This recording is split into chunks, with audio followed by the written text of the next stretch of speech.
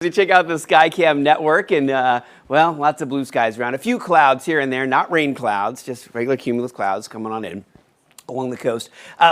Fair weather clouds, you might call them, but there's too much dry air around to really get some rainfall going right now. Here's a look at weather headlines, and here's what we're focused on. We've got a pattern that's still holding steady thanks to high pressure that's just offshore and blocking any other kind of weather from making it down into South Florida.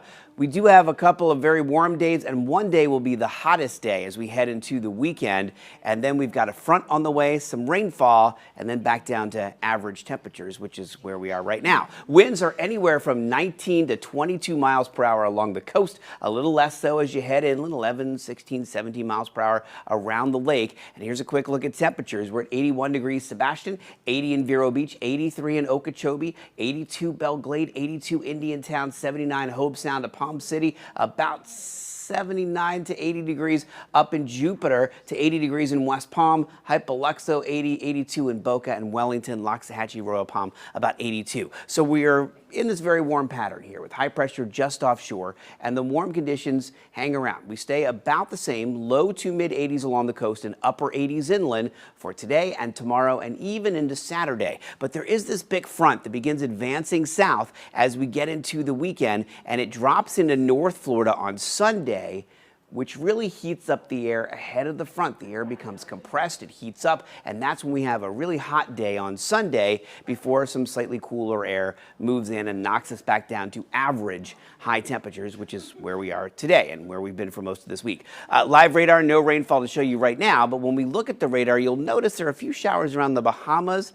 There is a slim chance we could see an isolated shower sweep in along the coast over the next couple of days, although that rain chance is very low. So here comes the front on Sunday, bringing with it some rainfall to North Florida. Originally, there was some rainfall in our area too on Sunday, but that has disappeared from most of the computer models. However, as the front, or at least the remnants of the front, drops down to the south, we have that potential for some rainfall coming in along the coast and then moving across the area. The lion's share of the rain will be on the west coast of Florida by the time we get to Monday afternoon and evening, but it has to cross the state first, so we should get in on some of that action with about a 30% chance for rain on Monday. And then Tuesday, not much happening. There are some hints that we might see slightly higher chances for rain on Wednesday of next week. High risk for rip currents continues along area beaches. High tide coming up at around 6 o'clock tonight. Today, warm, breezy, partly cloudy. High temperatures low to mid 80s along the coast and mid to upper 80s inland. Then tonight, temperatures low to mid 60s around the lake.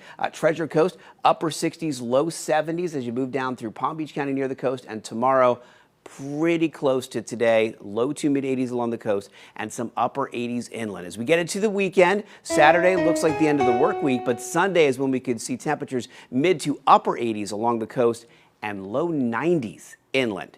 Then rainfall chances pick up on Monday, 30%, and back down to 10% Tuesday, 20% Wednesday, but those temperatures down much closer to average for the work week next week. That's a look at your forecast.